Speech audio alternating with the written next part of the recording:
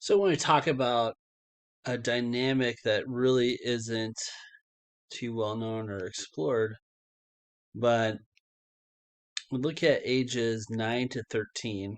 I call this terminal velocity of narcissism.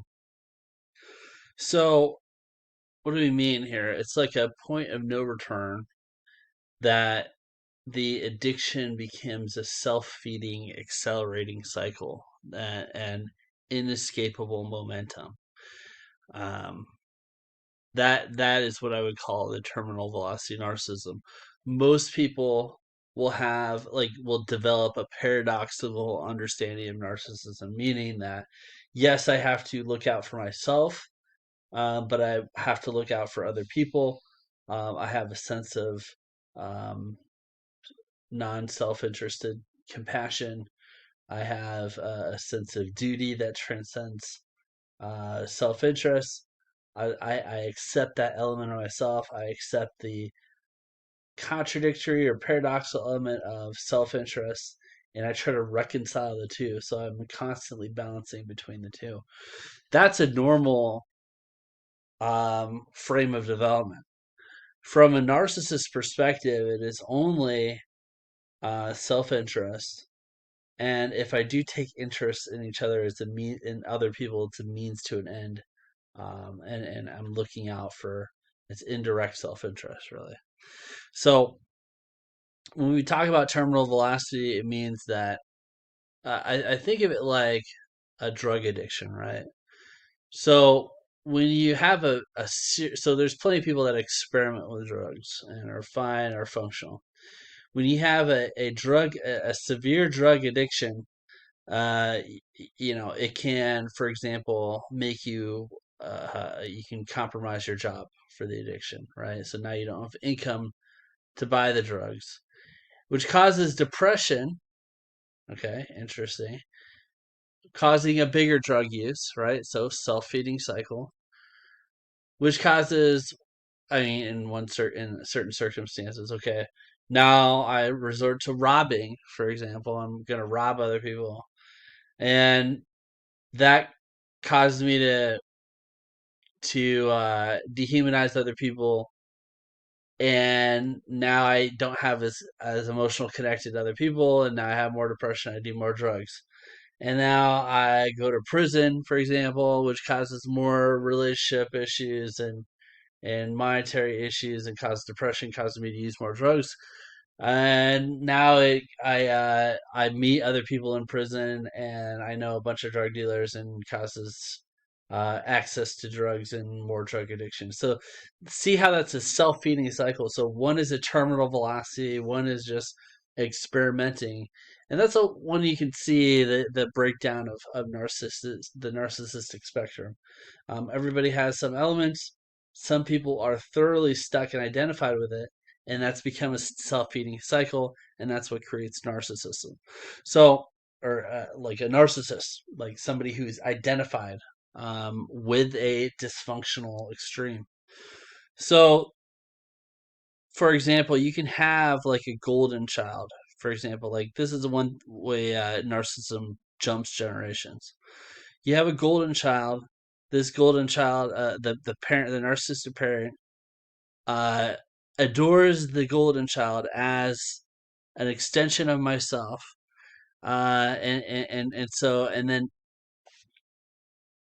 inevitably that becomes, well, you're perfect.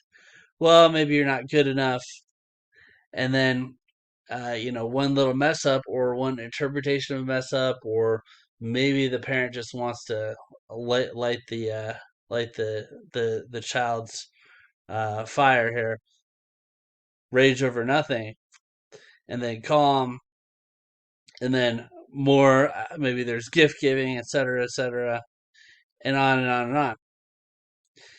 And this becomes a self feeding cycle emotionally.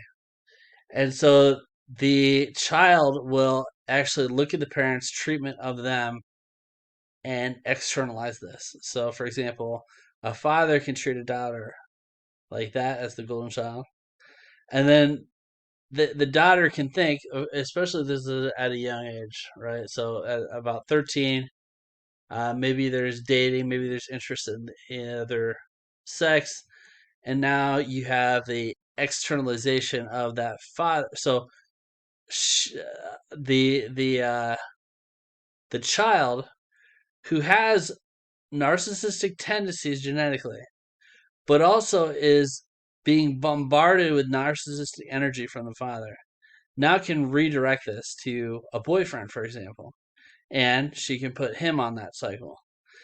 And she, just out of fascination, out of natural child to parent energetic attraction, trying to understand that parent really, they will externalize and try to recreate that relationship, consciously, unconsciously, for whatever reason, maybe not even tying it back to the parent, but same pattern regardless.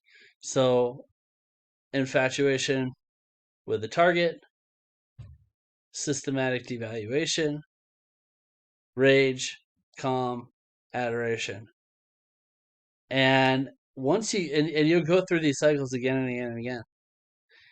And every cycle you go through, the noose tightens, right? It becomes a self-feeding cycle. Meaning that the more you devalue, the less connected you can become to a person, and the less value you can derive from connectedness and win-wins. And leading to more alienation.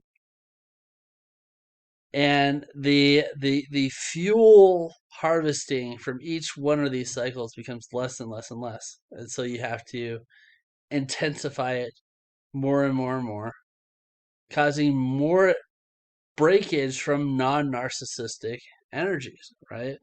So in a normal relationship, for example, you gain stability from mutual power. In a narcissistic relationship, you gain stability from your capacity to control the other person, which means if only one person, two minds are better than one, right? If only one mind is attacking something and under control is working towards some end, you're one half of the whole, and yet that's what you think you need for total stability, and that is inherently insufficient. And so you have that paradox. Um, Same goes for a sense of importance, right? In a normative relationship, you feel great when the other person feels important and the other person has high self-esteem.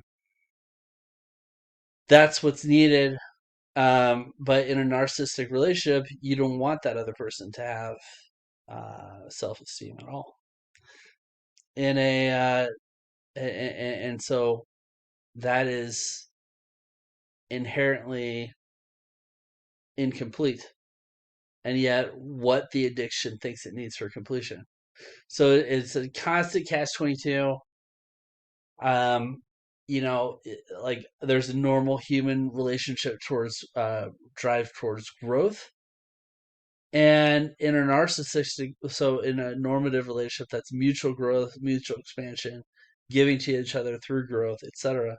In a narcissistic exchange, it is growth of a tightening grip of control, and the growth is perceived by the narcissist as me weakening my partner because they are the enemy, and that is another level of paradox, right? So you cannot be completely satisfied in that you're satisfying your addiction, but emotionally you're completely dissatisfied. You have the need to give back. This is another thing that's severely suppressed by the narcissist, that they're suppressing in themselves, but because of their addiction, right? So the narcissistic disposition is take, take, take, take, take, give me more for me. And yet, emotionally, spiritually, people are givers. They want to give to other people, and they want to give to their partner, especially. And so if you, but because you have this addictive drive and the absence of that repression and suppression of that giving instinct causes this gaping hole in their subconscious. And they think they need to fill it by the one thing causing that hole to exist, right? Which is more taking. So that is another inherent paradox, inherent catch 22, unwinnable war. It's a constant Pyrrhic victory with the narcissist. They may successfully dominate some relationship, and yet they're still always unhappy. So that is the challenge, but that is the process of terminal velocity. It is a pernicious thing. Um, and you see parallels. It's more accessible parallels in like drug use, more accessible parallels and like food addiction, for example. That is a lot more obvious, whereas the narcissistic emotional dynamics are super subtle. Food addiction, right? So you overeat emotionally because you're emotionally imbalanced, or for whatever reason. You get overweight. You deal with social rejection. It causes more depression. Causes more food eating, in order to eat your feelings, and it causes more weight problems. Causes more social problems. Causes more um, health problems. Causes more depression, and which you self medicate towards as so self feeding cycles and food and drug use, but on the emotional level, um, absolutely self feeding cycle, on the narcissist hardening, right? That total stuck in a rut dynamic established at a very young age and usually plays out in a whole lifetime. So, thanks for listening. Take care.